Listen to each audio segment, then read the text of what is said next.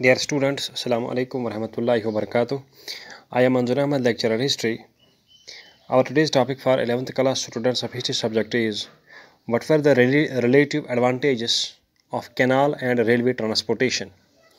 Dear students, we understand that different industrial units were established in different parts of England and then in Europe, and we understand that for the purpose of establishing any industrial unit at a particular place, the industrial equipment and machinery was to be transported to that place. The laborers and the workers who worked in the industrial units were to be transported to that place where the industrial unit was to be set up. The raw material was to be taken to the industrial center. Industrial unit was to be transported to the industrial unit, where in the industrial unit the raw material was changed into finished machine-made goods, and these finished machine-made goods were to be transported to different markets. Similarly, the coal with the help of which these industrial units were run, the coal was burnt, and with that burning coal the industrial units were run.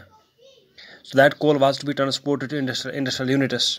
So we mean to say transportation played a very important role in the establishment of industrial units in different parts of Europe, in different parts of England. And there were two means of transportation at that time. One was the canal transportation, second was the railway transportation. And in this question we have to talk about the relative advantages. What were the advantages of canal transportation and what were the advantages of railway transportation? Let's first of all talk about the canal transportation. How canal transportation, or how riverine transportation, water transportation we can say. Water transportation was helpful in the establishing different industrial units at different places in Europe, in England. Number one, the transportation of coal, which was used to run, which was burnt, and with the help of that coal the industrial units were run. The transportation of this coal by canals or through water was much easier, safer, and cheaper than transportation by roads. Number one.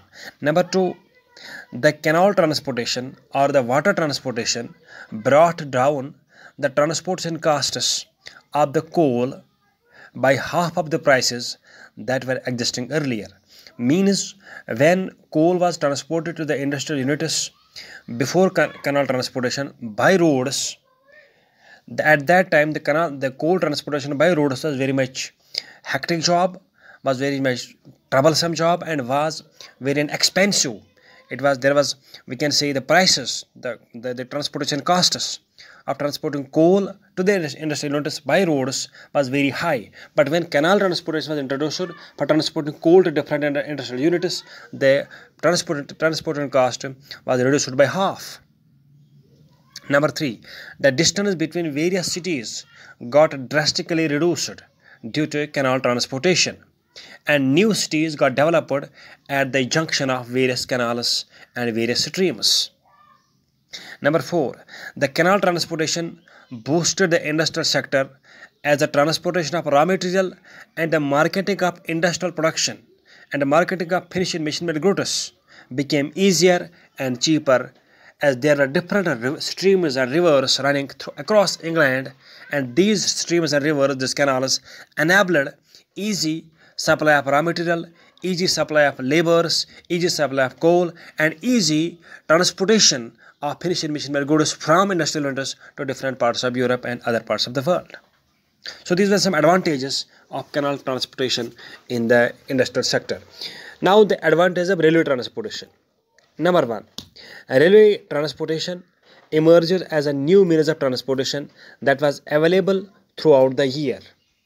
The canal transportation was not available throughout the year, as during the time of, we can say, snow, or during the time of heavy rains, the canal transportation was not easy, was not possible. But railway transportation was available throughout the year.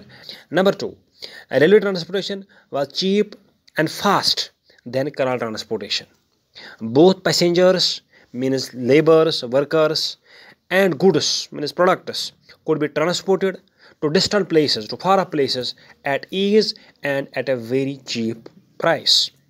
Number three, The railway made it possible to transport the factory-made goods from England to distant places and remotest areas within less possible time. Number 4. Tourism progressed as the people could travel to distant places with no time with the help of this railway transportation.